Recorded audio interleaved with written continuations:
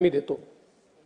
खरं तर आपण राज्यामध्ये सिंचनाच्या क्षेत्रामध्ये खूप मोठं काम गेल्या काही वर्षांमध्ये केलेलं आहे।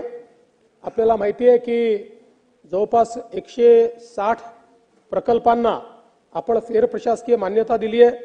प्रकल्प वेगाने आपण पूर्ण करतो। पण हे सगळं करत असताना महाराष्ट्राला कायमचं दुष्काळ मुक्त करण्याकरता एकीकडे जलसंधारणाच्या माध्यमातून जलयुक्त शिवार 2 ही योजना आपण अंमलात आणली आणि त्यासोबत राज्यामध्ये अतिशय महत्त्वाकांक्षी असे नदीजोड प्रकल्प आपण हातामध्ये घेतले आहेत। यामध्ये गोदावरी खोऱ्यातल्या वैनगंगा उपखोऱ्यातलं वाहून जाणारं 62.57 टीएमसी पाणी हे बुलढाणा जिल्ह्यातल्या नळगंगा उपखोऱ्यामध्ये वळवण्याच्या संदर्भातला जो आपला प्रकल्प आहे हा अतिशय महत्त्वाकांक्षी प्रकल्प आहे। या प्रकल्पामुळे नागपूर, वर्धा, अमरावती, यवतमाळ, अकोला, बुलढाणा आणि आता वाशिमचं देखील अन्वेषण आम्ही चालू केलं आहे। या सगळ्या 7 जिल्ह्यांतल्या जवळपास 10 लाख एकर जमिनीला याचा फायदा होणार आहे। याच्यामध्ये 31 नवीन धरणं, 6 धरणांची उंची वाढ आणि 426 किलोमीटरचा कालवा म्हणजे 426 किलोमीटरची नवीन नदी आपण तयार करतो आहोत आणि जवळपास याच्या 87,342 कोटी रुपयांना प्रकल्पाला मान्यता दिली आहे। सर्वेक्षण आणि अन्वेषण हे जे 2 भाग आहेत याच्यामध्ये 1232 कोटी रुपयाचा खर्च अपेक्षित आहे। सर्वेक्षणाचं 385 कोटी रुपयाच्या कामाला 13 जानेवारीला वर्क ऑर्डर देखील दिलेली आहे।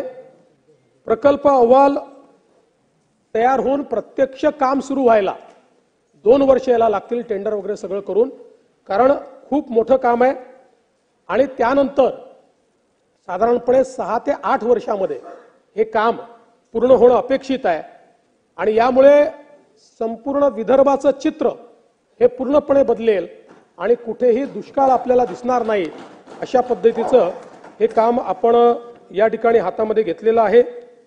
यासोबत आपण अजून जे काही कामं हातामध्ये घेतलेली आहेत त्यात एक महत्त्वाचं पश्चिम वाहिनी वैतरणा उल्हास उपखोऱ्यातील अतिरिक्त पाणी मराठवाडा प्रदेशातील गोदावरी खोऱ्यात वळवण्याकरता आपण एक त्या ठिकाणी काम हातात घेतलंय। या संदर्भात आपण 17/9/2019 शासन निर्णय घेतला होता आणि त्यानंतर जी काही समिती आपण गठीत केली होती त्या समितीच्या अहवालानुसार आपण उल्हास खोऱ्यातनं 34.80 टीएमसी, वैतरणा खोऱ्यातून 19.90 टीएमसी असं एकूण 54.70 टीएमसी पाणी हे वळवणार आहोत।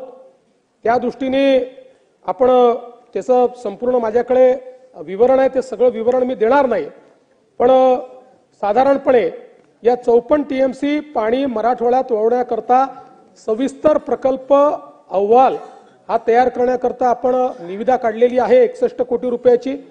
आणि या प्रकल्पाचे फायदे काय आहेत तर जायकवाडीच्या धरणाच्या वरील बाजूस मंजूर पाणी वापर 115 टीएमसी आहे, पण प्रत्यक्षात त्या ठिकाणी आपण 160 टीएमसीची धरणं बांधली आहेत आणि त्यामुळे या खोऱ्यामध्ये 45 टीएमसीची तूट तयार झाली आहे आणि म्हणूनच मग उत्तर महाराष्ट्र आणि मराठवाडा, कुठेतरी नाशिक नगर आणि संभाजीनगर असे जे वाद निर्माण होतात या प्रकल्पामुळे हे वाद नेहमी करता बंद होणार आहेत, कारण 45 टीएमसीची तूट आहे आणि 54 टीएमसीचं नियोजन हे आपण या माध्यमातून करतोय।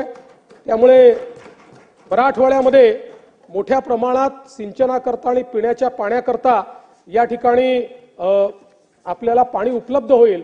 आणि जसं मी सांगितलं की आज आपल्याला माहिती आहे महाराष्ट्रामध्ये संभाजीनगर आणि जालना हे सगळं जे आपलं क्लस्टर आहे हे एक नवीन औद्योगिक क्लस्टर म्हणून या ठिकाणी तयार होत आहे, त्यामुळे त्या ठिकाणी पाण्याची मोठी आवश्यकता पडणार आहे। त्याला देखील या प्रकल्पातनं एक मोठा फायदा हा निश्चितपणे होईल।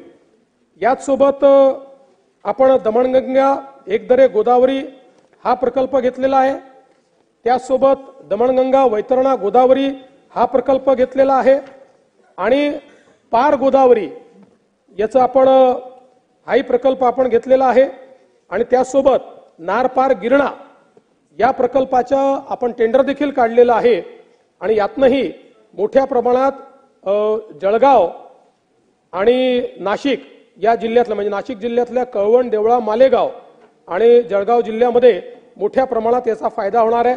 याचं देखील टेंडर आपण काढलेलं आहे। एवढंच नाही तर आता एक अभ्यास आपण करतो वॅपकॉसच्या माध्यमातून की कोयना धरणातनं जे वाहून जाणारं पाणी आहे ते लवादाच्या निर्णयाला धक्का न लावता आपल्याला कोकणात कसं वापरता येईल या संदर्भातला एक अभ्यास या ठिकाणी आपण सुरू केलेला आहे। जून 25 पर्यंत वॅपकॉसच्या माध्यमातून या संदर्भात आपल्याला पूर्णपणे त्याची माहिती किंवा त्याचा जो प्रस्ताव आहे तो प्राप्त होणार आहे। दमणगंगा पिंजाळ देखील आहे आणि तापी मेगा रिचार्ज हा एक महत्त्वाचा प्रकल्प आहे। आतापर्यंत या प्रकल्पातली अडचण अशी होती की या प्रकल्पामध्ये मध्य प्रदेश सोबत करार करायचा होता आणि मध्य प्रदेशचं सरकार तयार नव्हतं। पण मला सांगताना आनंद वाटतो की मध्य प्रदेशच्या सरकारच्या कॅबिनेटने या प्रकल्पाला मान्यता दिलेली आहे। त्यामुळे उत्तर महाराष्ट्रापासून विदर्भापर्यंतचा संपूर्ण खारपाण पट्टा आता या प्रकल्पामुळे लाभान्वित होणार आहे।